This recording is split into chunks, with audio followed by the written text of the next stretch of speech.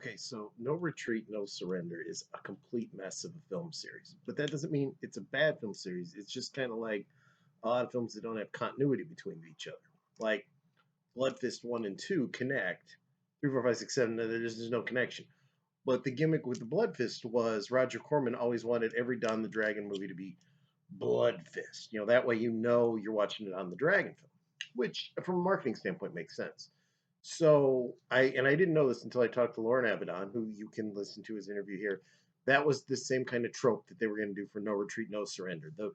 The motto of the films would just constantly be No Retreat, No Surrender, because you actually do hear it. Now, that's not to say you shouldn't watch these films. The first one's a little corny, but you should watch it. And the best way to watch it is Region 2. You can get the whole collection.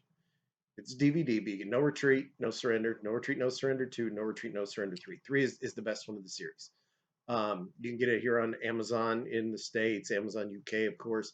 Run it 10, $15. You get all 3 films. They look great. The best way to get these. I have like 4 of these for some odd reason. I'm not sure why. But the first one actually had theatrical play here in the States, and it was kind of a Karate Kid ripoff. Um, that one, our main guy, Jason, his dad owns like a dojo, but his dad's like a complete bitch, and like he can't fight or he stinks at fighting. I don't know, but the mob comes in at the dojo, and they have a Russian fighter, Jean Claude Van Damme. It's his first, I think, it might have been his first film, at least his first, big. I don't even say starring, but it was a step up from his appearance in Breaking Two Electric Boogaloo.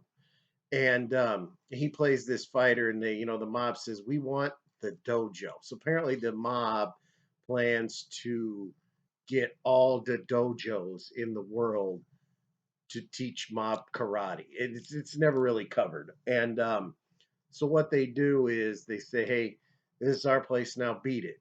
And the dad's like, "Nah, you ain't taking my school." So John Claude Van Damme beats shit out and breaks his leg. The Jason, who is the son, he tries to stop him. He just gets bitch slapped, kicked out of the way. And so the dad, he doesn't call the authorities. He doesn't do anything. He just says, "Well, I'm a punk ass. We're going to move to another state and we're going to run from the mob and their Russian kickboxer." So they move, and the dad's all like, "Don't fight, don't fight." And the kid and his buddy, I don't want to say they start being kind of like picked on by some bullies. Not really good bullies, because I mean they could easily these kids could kick the shit out of the bullies, but bullies nonetheless. And and the kid he's gonna decides to Jason, he's gonna train himself. A big Bruce Lee junk. He's got a big Bruce Lee poster, and he goes into his garage. He's got a wushu dummy. He's got some speed bags, and apparently with his garage, a poster of Bruce Lee, a heavy bag, a speed bag, he's gonna train himself in martial arts. Well, after he gets in a few tussles, the dad's like, you're not fighting no more. They get in a big teenage father son argument, and the dad, in a dramatic thing, he rips the Bruce Lee poster, and Jason, "I hate you," and he runs out, and his buddy like sets him up at some abandoned crack house to train. So he moves all his equipment there, and then he's visited by the ghost of Bruce Lee, and the ghost of Bruce Lee trains him and teaches him to be just it's really actually a good montage. Trains him to be like a top-notch fighter. And toward the end of the movie, they're going to go to the local kung fu competition, kickboxing. I'm sorry, if I want to be more specific. And the mob has shown up in this town too, because they don't want just the dojos in Seattle. They want the dojo somewhere else. So Van Damme basically beats the shit out of the whole school until Jason hops in the ring and he starts using the Bruce Lee moves and he beats Van Damme. But Van Damme with little dirty tactics gets him on the ropes, and that's when you hear for the first time, not first, it's actually the second time in the movie, but it repeats the saying. His friend yells, "No retreat, no surrender." He does a spinning backflip kick, beats Van Damme.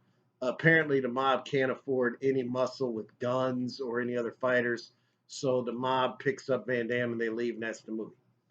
Well, somehow they were going to make a sequel to this. I sure shit don't know how. but it was going to be filmed, I believe, in Thailand. It was filmed overseas, somewhere Van Damme did not want to film, and he convinced Kurt McKinney, who played Jason, you don't want to film there. So the New Horizon, they wanted to keep doing this, so they called Philip Ree, Simon Ree. They had a Taekwondo school at the time. I've got interviews with them. Just check them out. They're here on the channel. And Lauren Avedon, he answered the phone and auditioned and got the part.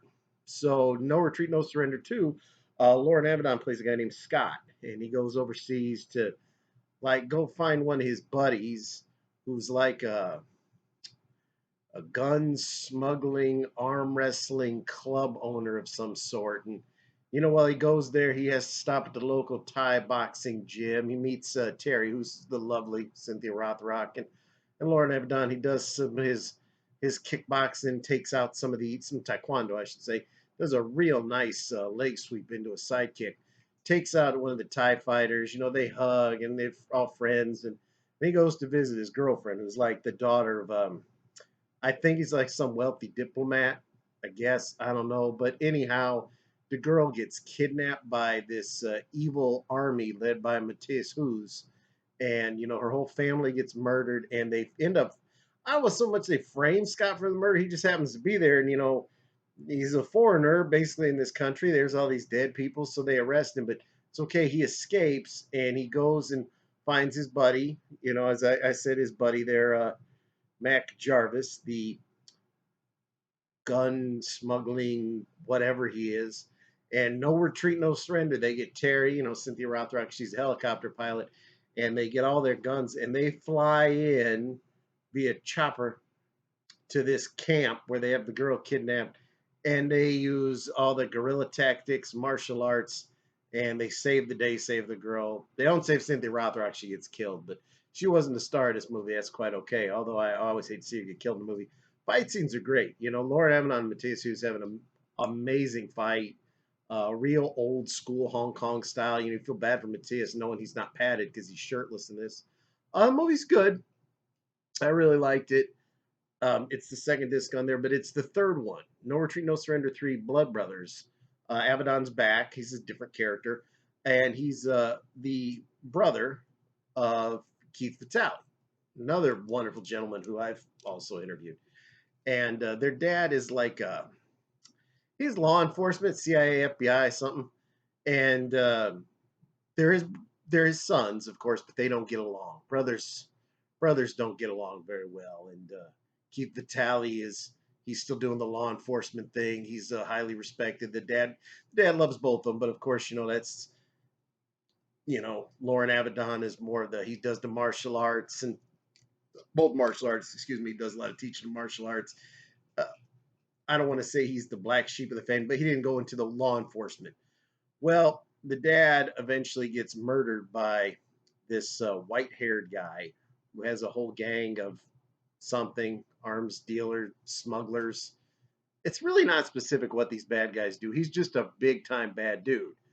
So Lauren the father's murdered. Lauren Avedon and Keith Vitale. Keith Vitale's, he's going to get him by the book. Lauren Avedon, he decides he's going to go undercover in the gang and get him. And of course, one thing leads to another. They both get found out, captured, and it all culminates in this big hangar fight that is probably, I'm going to go on record and say, one of top 5, easy top 5, maybe top 3 martial arts fights in cinema. It's amazing. Look up. I highly recommend you buy this series. But if you want to check it out before you take my word for it, just Google "No Retreat, No Surrender 3 Hangar Fight, Final Fight." It's amazing. Keith Vitale and Lauren Avedon had great chemistry. The film is nonstop. It's a hard R, action-packed movie. Very violent, very good, bloody. A little bit of comedy, some good dramatic moments there. Where the family or the brothers, I should say, the dad's dead, reconnect. It's a really good story, and it's like I said, this is like $15 set, maybe 20 if you don't shop around. That part 3 is worth it alone.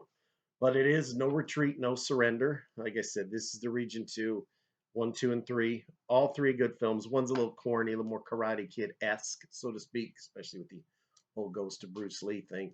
All three of them are good. Lauren Avedon is just a badass martial artist. I'm proud to call my friend. Keith Vitale is another. He was God. He was just one of the best fighters in the world.